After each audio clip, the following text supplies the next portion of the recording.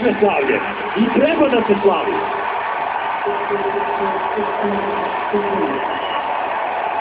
To što Novak Đoković radi u 2011. To je učinak i rezultat koji će malo ko u ovom sportu ponoviti u dogledno vreme.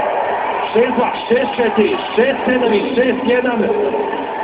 10. titula u 2011. Treći Grand Slam.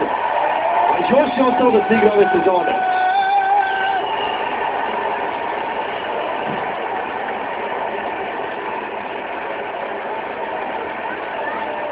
I treba ustati, aplaudirati i ne treba mnogo pričati. Sve što Đoković ima da kaže, on govori na terenu.